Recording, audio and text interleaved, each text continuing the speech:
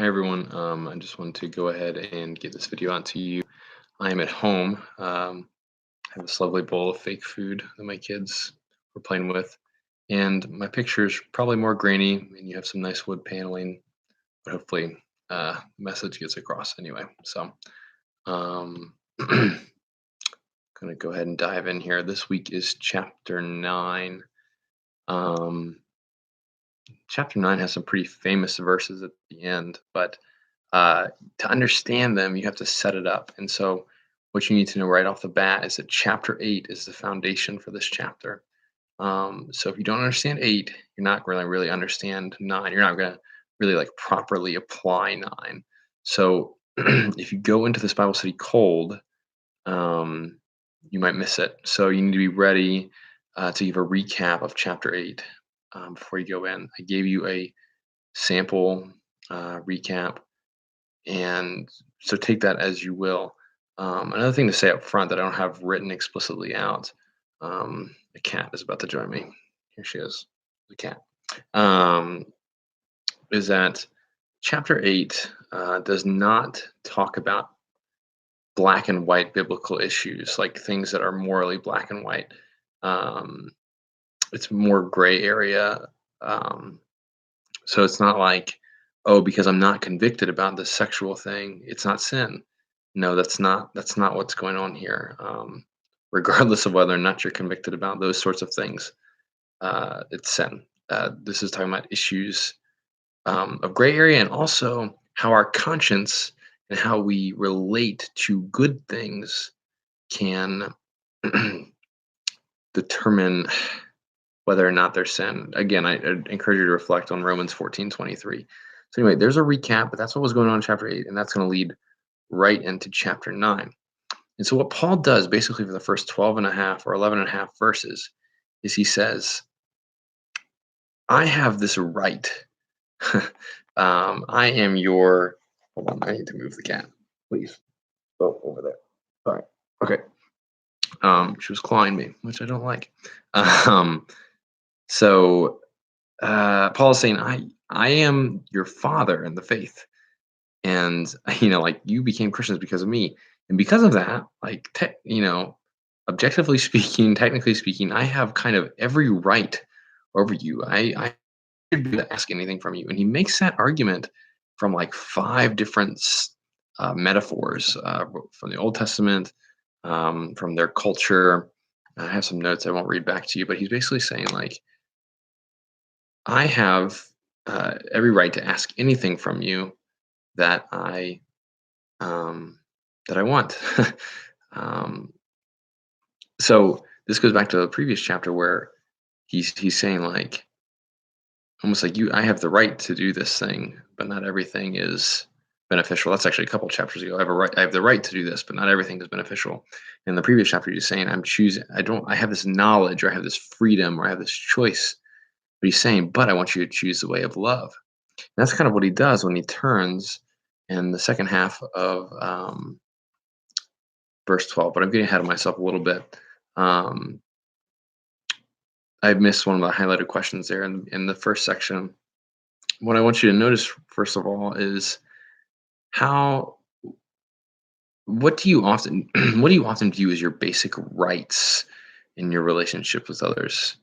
And basically, this means kind of like we often treat our relationships transactionally, meaning that hey, I've done this thing for you. Now I expect this other thing from you. Or I do this thing for you so that I have this kind of leverage in the relationship. And we don't do this like explicitly. We're not trying necessarily to do that. We're not like mean, but that's kind of how we operate sometimes. Um, and we kind of view our relationships like, okay, it's a give and take. Like even people say in marriage, like, this is kind of a 50-50 thing. I'll meet you in the middle. We say those kind of things about our relationship. Um, and Paul is going to go on to say, that's not how I have treated you. So if you go down to verse 12, he says, I didn't use any of these rights. He's like, I've given you this, I've given you your spiritual life. I had this kind of right to expect something back from you. He's saying, I did not take advantage of that right. So he's not going by the way of knowledge, he's going by the way of love. He's saying he tried to do anything in his power to not put up a hindrance to hearing the gospel. And he has some pretty strong language there in 15 to 18 in particular, um, saying that I would rather die than someone deprive me of this boasting. I have a note about boasting there. He's not talking about prideful boasting, but he's basically saying, um, I'm kind of going on to the questions here in the second section. He's not making use of his rights, and that's kind of foolish and even kind of self-demeaning. If you read my note about the other traveling teachers, you'll see what I mean. It's self-demeaning by human standards to just always give, give, give, lay yourself down, not expect anything back. It can make you look kind of bad, and kind of by kind of normal human standards. But this actually strengthens his case for the gospel in a couple ways. First of all, he embodies it. He's showing what it was like when Christ laid down his life for us. That's the first way it authenticates it. But second, it authenticates it because he's saying this is so true and this is so important that I'm going to try to prove it to you by saying I don't want anything in return. This is so important. I need to give this to you, free of charge. And actually, it might take away from his message if you were to act like the other traveling teachers and say, like, I'm going to give this message to you, but only if you give something back. Not only does not that not reflect Christ, it might look like he was manipulating people um, or using a financial gain to tell them something or something like that. So that's basically what's going on here. And what's amazing is that what seems like weakness, God glorifies. And you can see how Paul kind of talks about this. I pointed to some other passages how God is made much of in Paul's weakness. Where he is weak, the Lord is strong. Where the world's wisdom seems strong, it's actually weak. And so it's this great paradox of faith, that when we lay down our lives for others, we actually find strength. So what I hope you'll get to is that in this section, we see in general that Paul has uh, this just rigor, not rigor, that's not the right word, this excitement about sharing the gospel. He's like, I care so much about doing this that I'm going to do everything possible to not set up a roadblock. And I'm asking you to consider how you might feel differently from Paul, because I think we rarely feel that way. Um, and what's standing in the way of that kind of joy? Like, what is it? Why is it that we don't treat our relationships that way with non-believers? Why aren't we as excited to share the gospel? Like, what's holding us back there? So that's something to think about. Um, so for the next section, I highlighted the passage. I highlighted read 1 Corinthians 9, 19 to 23. And you might think that's like a carryover. What I'm saying there is I want you to get to this section and cover all of it. Because this is one of the most important, I don't know, practical sections in this book.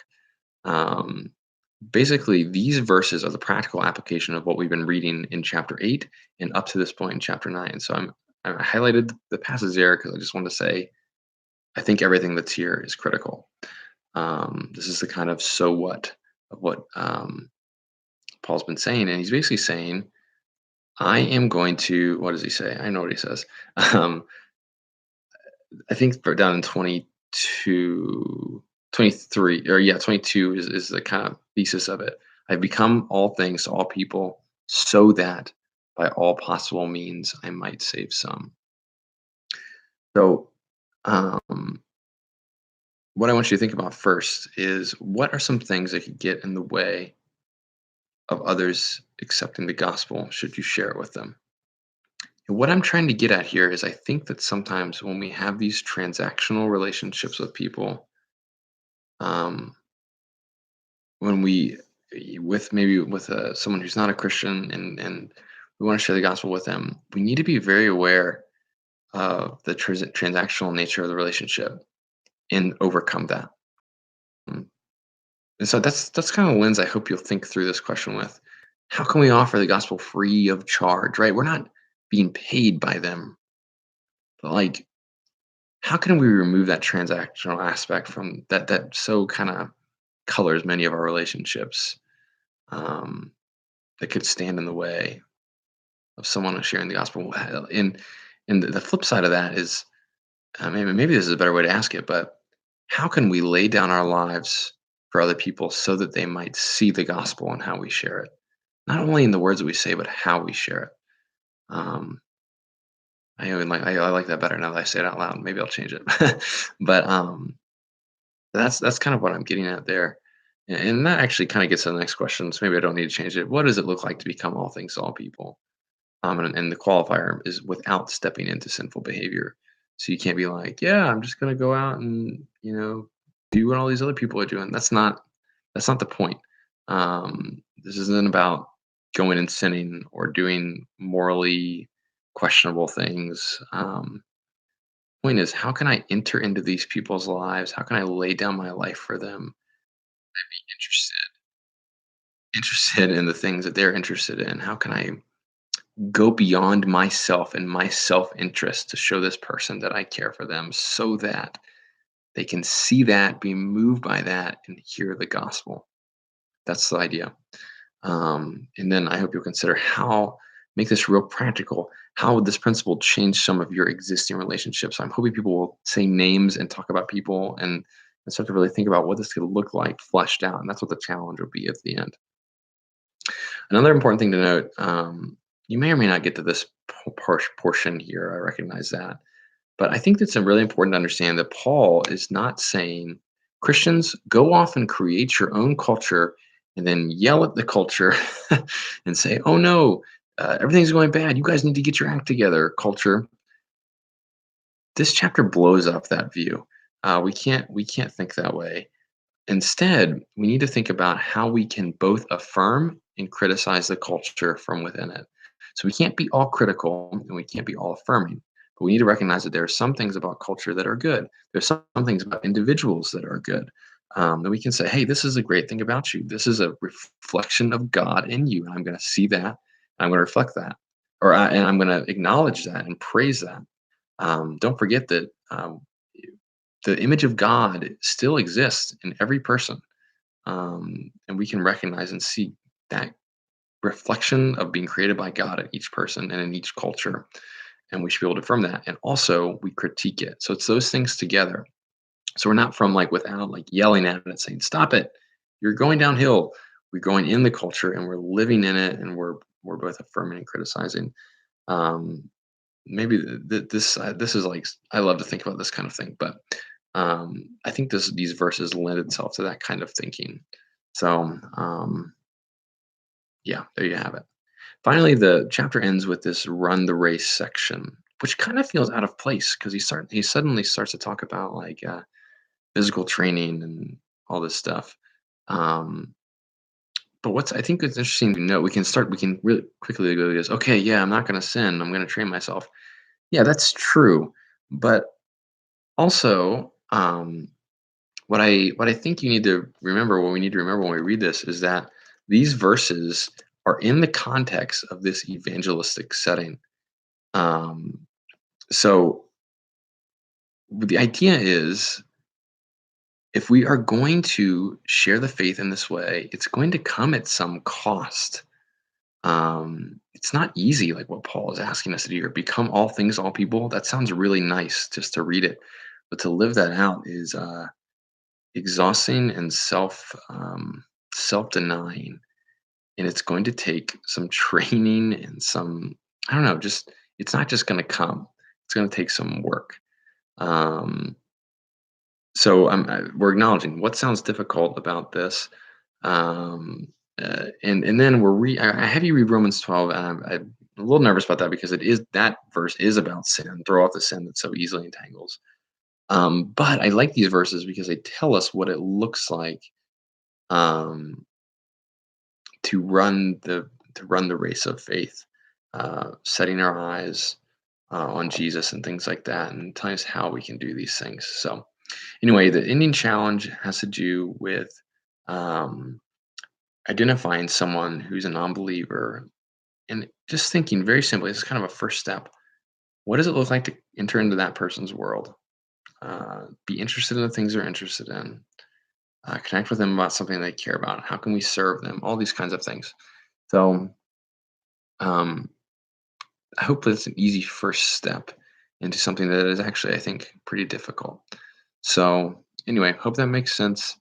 I am sending out a draft tonight. I need to look at it again, and I'll finalize it for sure, at least by Tuesday. So please let me know if you have any questions. I'll talk to you soon. Bye.